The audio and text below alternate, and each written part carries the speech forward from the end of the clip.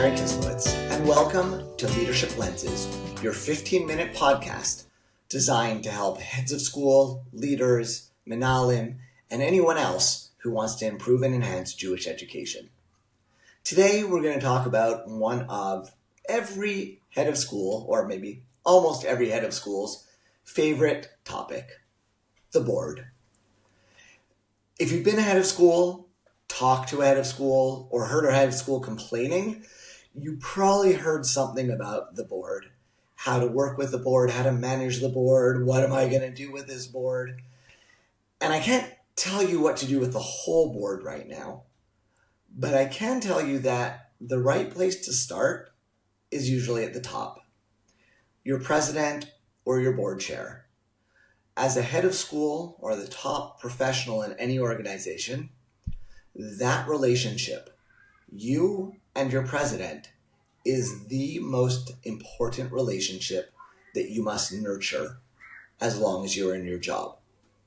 It's the kind of relationship you can't take your eyes off for a minute.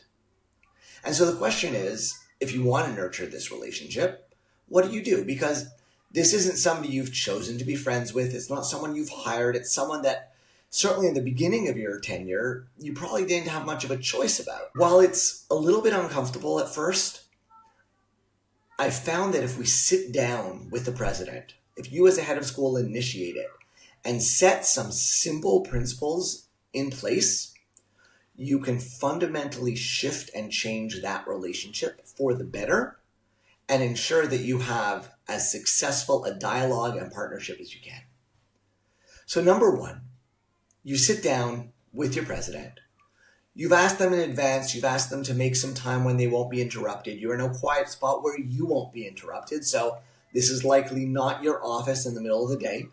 It might be a Starbucks or some other quiet place. It might be your office before the day starts or after the day ends. And you essentially work to get you and the president on the same page.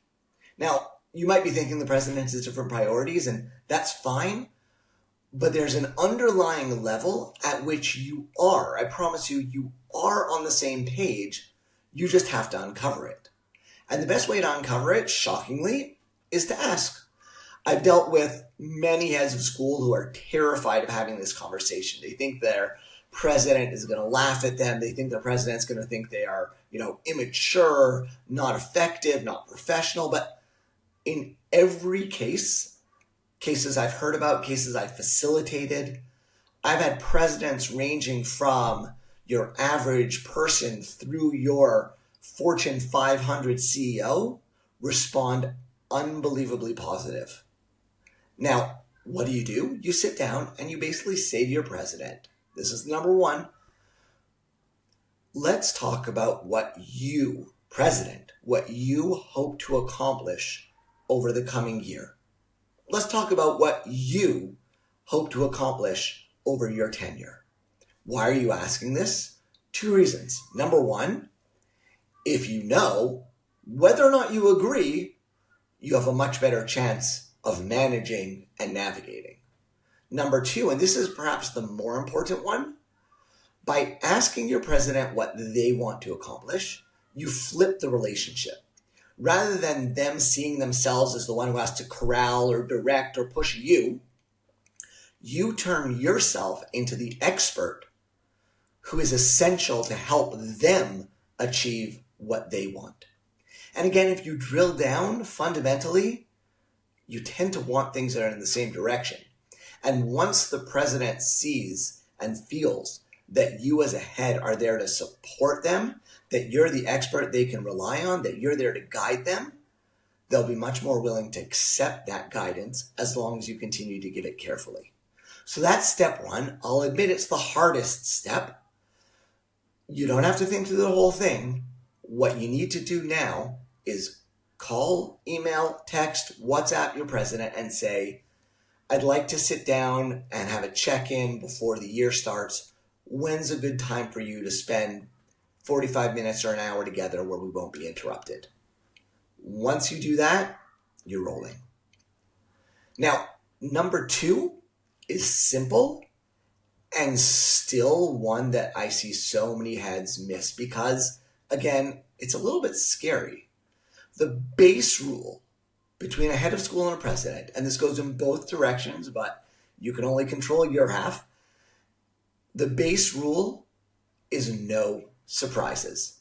If something bad is happening, if something you're embarrassed about, if there's a teacher who's about to go AWOL, or major issue with a child, or anything else that is going wrong, most heads tend to sort of want to keep that quiet.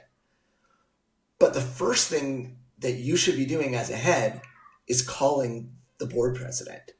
You call them when something's going wrong with a teacher. You call them when you think there's a parent who is about to start complaining, raise some issues. You call them when anything is going to happen that may reach their email, that may reach their phone. Because the last thing any president wants is to pick up the phone and have a parent start complaining about something that they don't even know about. And they feel silly, they feel embarrassed, and that embarrassment usually turns into anger at the head. So again, very simple. Number one, you set that alignment. You help them understand that you are there to help them succeed. Number two, you create an open relationship. You share, you update, you advise, you enable the president to feel like they are on the inside. They know what is going on. Now, the thing about people being on the inside versus the outside is that pretty much we like everything that we feel like we're on the inside of, and we tend to be more critical of the things that we're on the outside of. So when you get your president in to the inside, you've accomplished a tremendous amount. One last piece here, and this does require some ongoing pushing, but it's essential for keeping the relationship going. Every head and president need to have a set, consistent, regular meeting. Ideally, it's in person. Ideally, it's weekly. It can be half an hour, but you see each other once a week. If your president travels for business, try and find an early morning, maybe a Monday morning or maybe a Friday when they're most likely to be in town. Adjust your schedule for what works for them. Drive down to their office if necessary, but make sure that you have a standing, set up meeting once a week.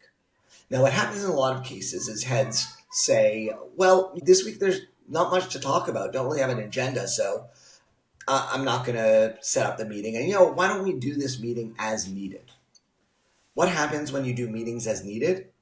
Essentially, it means you're calling the president to report a problem, to ask permission for something, or some other fire that you need to put out. That's the only thing you'll talk about. Now, think for a second about the president's impression of you as a head if the only thing he ever hears from you is bad things happening, need more money, need your help, fires to put out. When you have set weekly meetings and you ensure you meet, no matter what, I schedule it weekly. That way, if it's canceled, it's still at least every other week. Some people schedule it every 2 weeks, and if you do that, if that's what you can manage, fine, but make sure you stick to it. And in that meeting, you focus not on the fires. You focus on what you're thinking for next year. What kind of progress you and the president feel that you're making towards the goals that the president set for their tenure, for this year. You step back and you think together, and in doing that, you build your relationship. And the thing is about your relationship, it's two ways, right? So the president has responsibility to manage and work with the head. The head has to fulfill their responsibility to not only work with, but really teach and take care of the president. So just like we did in number one, where we asked the president what they wanted to accomplish, and we used that to frame ourselves in the position of guide, supporter, expert, helper. We're going to do that in an ongoing way in these meetings. We're going to ask the president how they're progressing, and we're going to engage in helping them. We might speak to another board member to help smooth over an issue. We might give them an idea for how to run a certain committee, but we're creating a relationship where they understand that we have expertise. The president doesn't get to see your expertise for the 9, 12, 14, 16, however many hours you work in a day. They get to see it when you sit down with them.